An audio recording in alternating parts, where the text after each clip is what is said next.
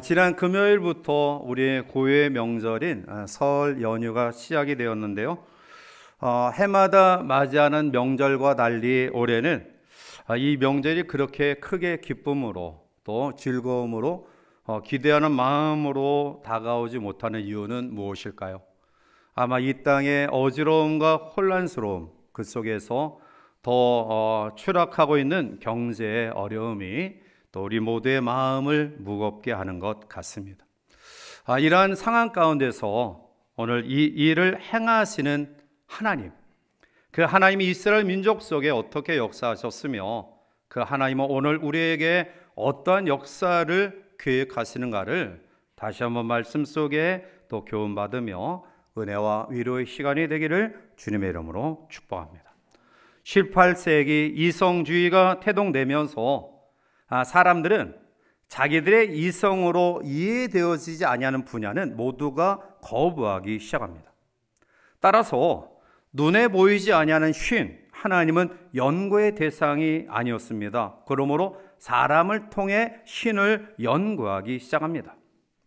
하나님의 아들 예수보다는 선하고 훌륭하고 도덕적으로 윤리적으로 좋은 가르침을 준 도덕, 윤리 선생 정도로 예수를 존경하기 시작합니다. 하나님이 육신을 입고 이 땅에 오신 자체에 대해서 사람들은 이해를 하기를 꺼려했습니다. 더욱이 하나님의 아들이, 하나님이 무기력하게 십자가에 죽을 수 있다는 사실을 사람들은 이해할 수 없었습니다.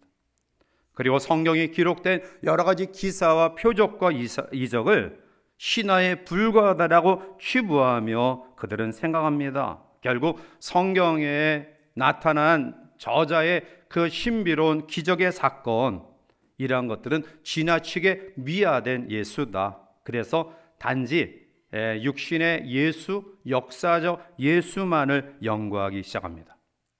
그러나 성경은 하나님의 말씀임을 인정하고 그리고 우리의 이성으로 이해되어지지 아니하는 부분들을 믿음으로 받아들이는 것이 바로 신앙의 출발입니다. 사실 우리는 하나님을 다 알 수 없습니다. 다만 하나님께서 우리에게 나타나시는 모습, 계시하시는 하나님을 알 수 있는데요, 나타나시고 계시하시는 것은 바로 말씀 속에 우리를 하나님 자신이 어떠한 분인가를 알려주시고 자신을 계시해 주셨습니다. 그래서 우리는 하나님이 과연 누구신가, 하나님이 과연 어떠한 분인가를 생각하려고 한다면 하나님의 말씀을 깊숙이 묵상할 때 가능합니다. 1월 새해를 시작하는 새 출발의 날, 올해는 구정이 빨라서 2월이 가기 전에 다시 또 이 구정을 맞이하면서 더 새롭게 결단하는 그런 기회가 되는 것 같아서 너무 감사합니다. 오늘 이 시간 말씀 속에 내가 어떻게 살아야 하나님 마음에 합당할까, 또 하나님이 우리를 통해 어떠한 삶을 요구하시는가를 결단하며 되새기는 은혜의 시간이 되기를 바랍니다. 오늘 먼저 우리에게 하나님은 위로의 말씀으로 다가오십니다. 그것은 우리에게 21절 하반절에 보면 나는 너에게 잊혀지지 아니하리라 말씀, 잊혀지지 아니하리라. 하나님도 우리의 마음속에 잊혀지지 아니하는 분, 또 우리도 하나님 마음속에 잊혀지지 아니하는 사람으로 세우겠다라는 겁니다. 물론 우리가 살다 보면 때로는 잊혀지고 싶은 그러한 마음도 있고요, 또 잊고 싶은 일들도 있을 거예요. 나의 삶에 불미스럽고 부끄러운 사실을 주변의 사람들이 알고 있을 때 그 사람이 지금 나의 부끄러운 치부를 좀 잊어줬으면 좋겠다, 이렇게 생각하기도 하고요. 또 관계 속에 정말 저 사람은 잊을 수 없어, 또 잊어서는 안 돼, 이러한 따뜻한 애정과 사랑의 마음을 가지고 대하는 사람이 있고요. 또 어떤 사람은 차라리 내 기억 속에서 없어졌으면 좋겠다, 지워졌으면 좋겠다, 참 이러한 마음을 가지게 하는 사람도 있습니다. 아무튼 간에 오늘 성경은 너를 결코 잊지 않겠다. 여러분, 우리는 하나님 앞에 잊혀지지 아니하는 존재라는 사실을 다시 한번 기억하고요, 감사로 이 한 해를 출발하시기를 바랍니다.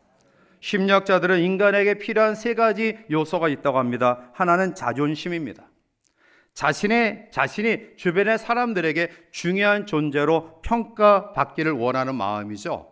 두 번째로는 안정성입니다. 의식주뿐만 아니라 우리의 영혼과 마음이 평안하기를 원합니다. 세 번째는 소속감입니다. 그래서 어딘가에 소속되지 않으면 굉장히 불안해하죠. 결국 이 세 가지 필요를 충족시키기 위해 가정과 학교와 직장과 그리고 각종 모임이 생겨납니다. 그러나 이 모든 모임들은 사실 인위적인 그런 것들입니다. 참다운 안정과 만족을 얻기 위해서는 바로 절대자 하나님을 믿고 의지할 때 생김을 믿으시기 바랍니다. 오늘 이 아침 우리는 바벨론에 끌려온 이스라엘 포로 생활을 하고 있는 사람들을 한번 생각해 보고자 합니다. 바벨론의 포로로 잡혀와 이제 종으로 노예로 살아가던 삶의 모습을 한번 상상해 보십시오. 오늘 우리의 상황이 바로 이러한 아픔과 힘듦이 있는 상황이라고 생각합니다. 여전히 정치는 불안정하고요, 경제는 끝없이 추락하고요, 그리고 트럼프 대통령을 통해 마가, 즉 다시 미국을 위대하게 라는 슬로건을 가지고 청교도 신앙을 가지고 세워진 미국이 세계 약소 국가들을 긍휼과 사랑의 마음으로 배려하고 섬기기보다는 자국의 이익, 위대한 미국을 재창출하기 위해서 지극히 사업적인 그러한 생각을 가지고 출범하는 트럼프 정부, 그러한 속에서 여전히 강대국에 휩싸여 있는 우리나라, 그리고 지도자들은 여전히 정신 차리지 못하고 양극화 현상이 가속되어지는 가운데 우리의 마음속에 용서와 화해와 이해와 수용보다는 분노로 가득한 이 땅의 이 상황, 하나님은 과연 어떠한 분이신가? 하나님은 이러한 상황 속에 어떠한 일을 하고 계시는가? 그리고 이 민족의 암례를 위해 어떠한 계획을 하고 계시는가? 우리는 말씀 속에 주시는 교훈으로 다시 한번 위로받고 또 새롭게 출발하는 한 해가 되기를 원합니다. 그러기 위해서는 우리가 믿고 따르는 하나님이 어떠한 분인가를 알아야 되는데요, 오늘 성경은 먼저 하나님은 우리를 창조하신 분이심을 말씀하고 있습니다. 이 지구상에는 300종 이상의 창조 설화가 퍼져 있습니다. 여러 가지 과정과 또 행위를 거쳐서 창조의 그런 유형도 다양하게 나타나고 있는데요, 그런데 오늘 이 땅에 선포되어지고 있는, 전해 내려오고 있는 모든 창조의 신화는 공통점이 있습니다. 하나는 일단 신들이 많이 등장하는 다신론적인 성격을 가지고 있다는 것과, 또 하나는 그렇게 풍부한 상상력을 바탕으로 묘사되었음에도 불구하고 그 모든 이야기들이 굉장히 어설프고 유치하다는 것입니다. 한마디로 서술된 창조의 행위나 목적이 인간의 한계를 결코 벗어나지 못하는 것들이라는 사실입니다. 예를 들어 바벨론의 창조 신화인 에누마 엘리시라는 곳이 있는데요, 이것은 니느웨에 있었던 창조 신화인 아수르 바니팔 왕궁 궁중의 도서관에서 발견된 서사시 토판입니다. 그런데 이 에누마 엘리시라는 창조 설화는 이 땅에 이야기되는 그 수많은 창조 설화 가운데 구약 성경의 창조의 이야기와 가장 비슷한 창조의 신화로 알려져 있는데요, 대략 살펴보면 에누마 엘리시는 아무것도 창조되지 않은 상태의 원시 대왕인 압수와 그의 아내 티아마트, 그리고 이들 사이에 태어난 문모에 대한 이야기로 시작이 됩니다. 이 설화를 더 구체적으로 살펴보면 마르두크는 티아마트를 죽인 이후에 그의 몸을 양분해서 그 반쪽으로 하늘을 만들고 그 반쪽을 땅으로 만듭니다. 그리고 자기를 섬기게 할 목적으로 킹쿠를 죽여 그 피와 흙을 혼합시켜 룰루를 만들고 그 룰루를 인간이라고 부릅니다. 뭐 이러한 식이에요. 자, 그런데 성경은 어떻게 이 땅의 맨 처음을 이야기하고 있습니까? 오늘 본문 24절에 내 구속자여 모태에서 너를 지은 나 여호와가 이같이 말하노라. 나는 만물을 지은 여호와라. 홀로 하늘을 폈으며 나와 함께한 자가 없이 땅을 펼쳤고 라고 말씀합니다. 하나님은 이 땅을 창조하실 때 누구와 상의한 일 없습니다. 옆에서 창조를 도와준 자 없습니다. 하나님이 천지를 창조하시는 동안 하나님과 함께한 사람 없었습니다. 거두어준 사람 없었습니다. 홀로 이 땅을 창조하셨습니다. 그러므로 이 창조의 그 사건과 상황 이외에 바벨론 신화나 여러 나라에서 번져 있는 이 신화에 대해서 오늘 성경은 25절에 이렇게 지적하죠. 헛된 말을 하는 자들의 징표를 패하겠다. 점치는 자들을 미치게 하겠다. 지혜로운 자들을 물리치겠다. 그들의 지식을 어리석게 할 것이다 라고 선포합니다. 창세기 1장 1절 태초에 하나님이 천지를 창조하시니라. 이 위대한 선언 앞에 그 누가 반박할 수 있으며 그 누가 이 창조의 선언 앞에 부인할 수 있을까요? 그 하나님이 우리에게 말씀하십니다. 21절에 야곱아 이스라엘아 이 일을 기억하라. 너는 내 종이니라. 내가 너를 지었으니 너는 내 종이니라. 이스라엘아 나는 너에게 잊혀지지 아니하리라. 아멘. 하나님이 우리를 지으셨어요. 세상을 말씀으로 창조하시고요. 그리고 인간은 다른 만물과 다르게 우리에게 이렇게 창조하심을 말씀합니다. 창세기 1장 26절에 하나님이 이르시되 우리의 형상을 따라 우리의 모양대로 우리가 사람을 만들었다. 여러분, 우리는 하나님의 형상대로 지음받은 하나님의 걸작품임을 믿으시기 바랍니다. 지난 2015년 8월 6일 미국 뉴욕 맨해튼 자택에서 향년 90세로 임종한 천경자 화백이 있습니다. 이 천화백은 20세기 한국 화단의 최고의 여성 화가인데요. 주로 그가 그린 주제는 꽃과 여인입니다. 그런데 1991년 그의 작품 가운데 가장 유명한 작품인 미인도가 위작 시비에 휘말리게 돼요. 국립현대미술관에 소장된 이 작품이 내가 그린 작품이 아니다라고 지적해요. 이 화단은 깜짝 놀랐어요. 그래서 국립현대미술관이 여러 경로 과정을 통해서 이거 진품이다 그렇게 이야기하자 천화백은 아주 유명한 이야기를 합니다. 작품은 상고를 겪은 뒤 해산하여 아이를 세상에 보내듯이 발표되는데 어떻게 내 자식인 내 작품을 내가 모르겠느냐라는 말을 남겼습니다. 여러분, 부모는 자식을 잊지 못합니다. 이사야 49장 15절에 여인이 어찌 그 젖먹는 자식을 잊겠으며 자기 태에서 난 아들을 긍휼히 여기지 않겠느냐. 그들은 혹시 잊을지라도 나는 너를 잊지 아니할 것이라. 그렇습니다. 혹시 부모에게 버림받은 자식이 있을 수 있습니다. 그러나 하나님은 결코 우리를 버리지 않으십니다. 우리를 하나님의 걸작품으로 만드셨기 때문에 결코 우리를 잊지 않으십니다. 여러분, 우리는 이러한 특별한 존재들입니다.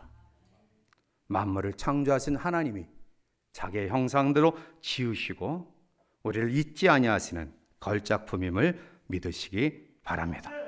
두 번째로 오늘 바벨론 압제 속에 있었던 이스라엘 민족을 향한 하나님의 유로는 너를 구속하신 분이다 라는 말씀이에요.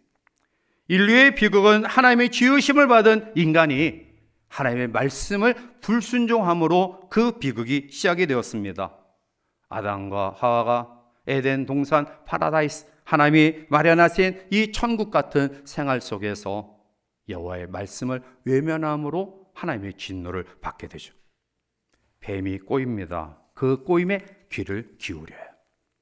선악을 알게 하는 나무의 실과를 먹는 날에는 반드시 죽는다라는 하나님의 말씀보다 선악을 알게 하는 나무의 실과를 먹으면 너희들이 죽지 않는다. 오히려 너희들이 그것을 먹는 날에는 너희 눈이 밝아져 하나님과 같이 될 것이다 라는 교만한 마음을 유혹했던 뱀의 꾀임에 넘어가 에덴 동산에서 쫓겨나고 그 인류는 마귀의 종노릇하는 존재로 전락합니다. 하나님은 죄악이 관영한 이 땅을 물로 심판하시는 가운데 노아와 그의 가정을 구출해 주셨지만 그의 자녀들 가운데서도 결국 하나님의 뜻과 계획이 이루어지지 않습니다.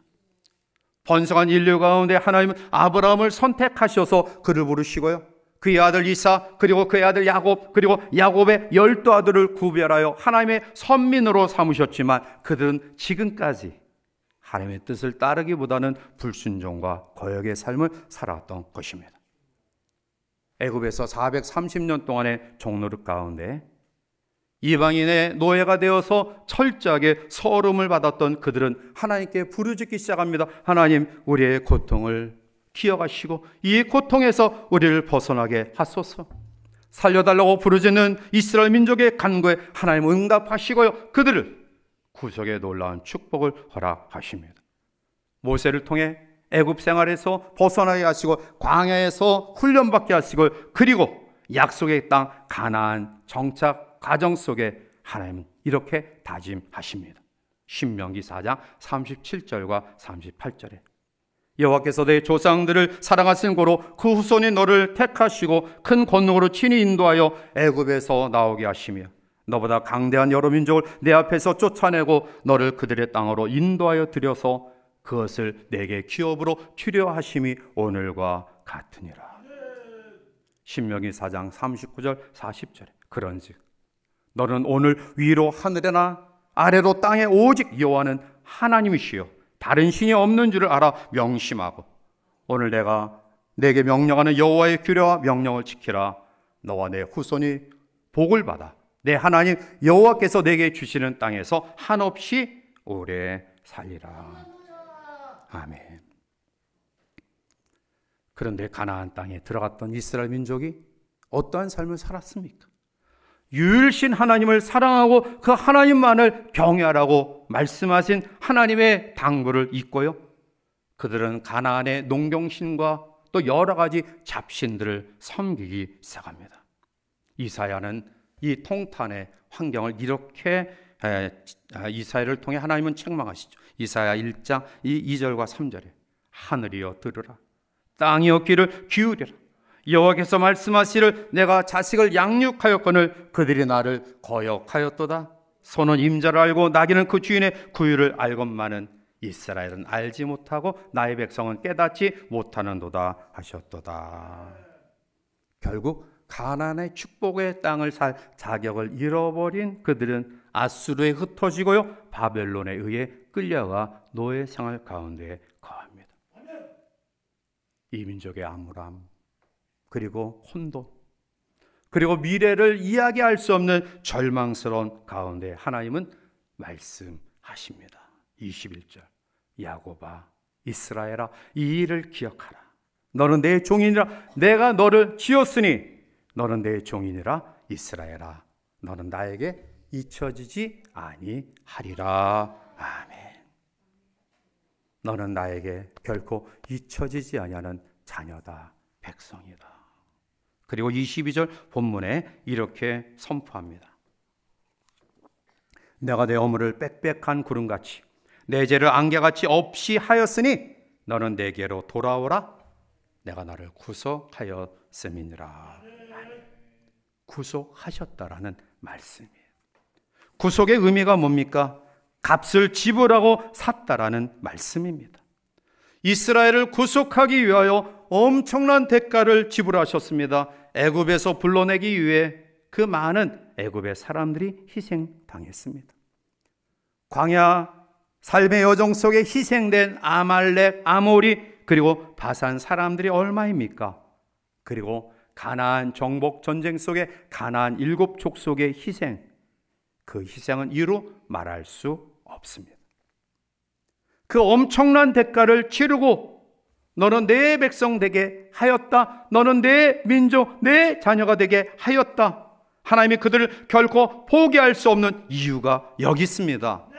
그들을 구속하셨기 때문입니다.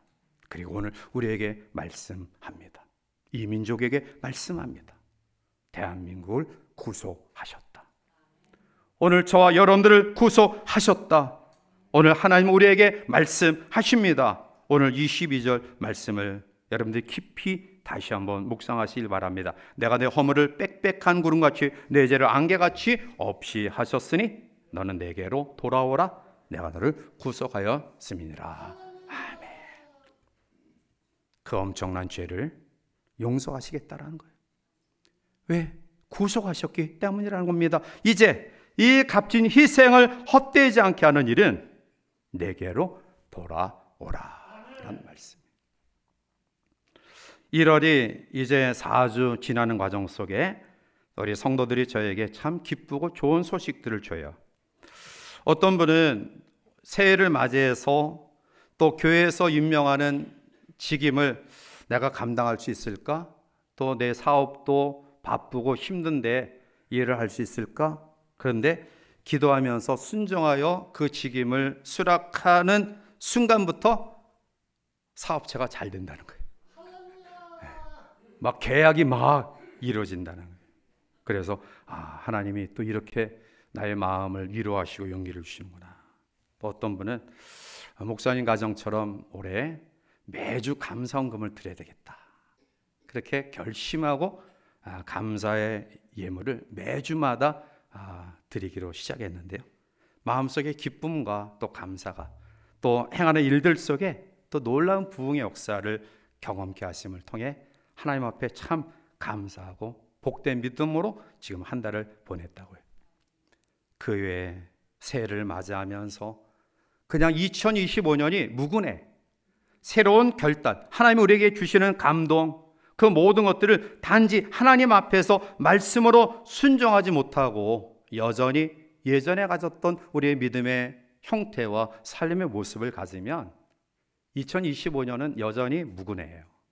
그러나 새롭게 결단하는 돌아오는 믿음의 결단이 있으면 이 2025년도는 우리가 경험할 수 없는 놀라운 축복의 새해로 하나님께서 살아가실 줄 믿습니다. 하나님께로 돌이키는 삶의 결단이 구속받은 주의 백성들에게 가득하기를 바랍니다. 세 번째, 하나님 우리를 회복시켜 주시는 분이시다. 26절에 그의 종의 말을 세워주며 그의 사자들의 계획을 성취하게 하며 예루살렘에 대하여는 이르기를 거기에 사람이 살리라 하며 유다 성읍들에 대하여는 중건될 것이라 내가 그 황폐한 곳들을 복구시키리라 하며. 아멘. 사람이 살 수 없는 황폐한 도시 다시 사람을 살게 하게 하시겠다. 유다 성읍들을 중건시키겠다. 황폐한 곳들을 복구시키겠다. 하나님이 그렇게 약속하셔요. 자, 이 놀라운 회복의 약속을 주시는 하나님의 말씀 속에 우리가 정말 놀라울 수밖에 없는 위로는 27절과 28절의 결론적인 부분으로 이야기해요. 27절, 28절 우리 같이 함께 크게 한번 읽어보실까요? 기쁨에 대하여는 이르기를 마르라 내가 내 강물들을 마르게 하리라 하며 고레스에 대하여는 이르기를 내 목자라 그는 나의 모든 기쁨을 성취하리라 하며 예루살렘에 대하여는 이르기를 중건되리라 하며 성전에 대하여는 내 기초가 아멘. 자, 황폐한 땅을 다시 일으켜 세워 사람 살게 하시는 이 놀라운 역사를 이루어가는 과정 속에 여러분들이 꼭 기억해야 될 이름이 나오죠. 고레스라는 사람이에요. 고레스는 바사왕 임금이에요. 즉 하나님을 알지 못하는 오히려 이스라엘 민족을 핍박하는 이방 나라의 왕인데요. 고레스에 대하여 이르기를 내 목자라 그가 나의 모든 기쁨을 성취하리라 말씀입니다. 다시 말하면 바벨론 포로 생활 가운데 이스라엘 민족을 귀환시켜서 예루살렘 성벽 중건과 예루살렘 성전 재건을 허락하는 그 귀한 명령을 내린 사람이 고레스예요. 그뿐만이 아니죠. 고레스는 그 가는 과정 속에 모든 지역을 담당하는 그러한 지도자들에게 이 사람들의 길을 막지 마라. 그리고 이 사람들이 필요한 부분들을 제공해 주어라 라고 말씀이. 그리고 돌아와서 예루살렘 성벽과 예루살렘 성전이 중건돼요. 이해할 수 있습니까? 우리를 힘들게 했던 사람들, 나를 핍박했던 사람들, 나에게 무거운 걸림돌이 되었던 사람을 하나님이 역사하시니까 도움의 손길로 허락하신다라는 거예요. 이 땅에 회복을 약속하신 하나님은 분명코 트럼프가 자국의 위대함을 강조해서 자국 이주의로 간다 할지라도 하나님이 역사하면 그 마음을 움직이세요. 푸틴의 마음도 움직일 수 있고요, 시진핑의 마음도 움직일 수 있어요. 할 수만 있거든 저 김정은의 마음도 하나님이 역사하실 줄 믿습니다. 우리가 상상할 수 없는 방법으로, 사람으로 하나님의 구속받은, 하나님이 만드신 주의 백성과 나라를 회복시키시겠다. 여러분, 이 하나님이 우리가 믿는 하나님임을 믿으시기 바랍니다. 작년에 여러분들의 개인과 자녀와 가정과 교회와 이 민족을 짓누르고 있었던 바벨론의 무거운 어두움의 세력들이 나를 지으시고 나를 구속하시고 그 하나님께 돌아와 다시 한번 결단하는 5만여 교회와 10만의 종들과 1000만의 성도들의 강구에 반드시 회복의 역사가 우리에게 허락하실 줄 믿습니다. 많이 힘들고 어려운 설 명절을 맞이하지만 오늘 주신 말씀으로 위로받고요, 반드시 나의 변화를 통해 하나님은 회복시켜 주신다, 이러한 소망을 가지고 아픔과 힘든 가운데는 주변의 친지들을 위로하고 용기 주고 소망 주고 또 믿음으로 놀라운 역사를 경험하는 복된 명절 살아가는 성도의 삶이 되시기를 주님의 이름으로 간절히 축원해 드립니다.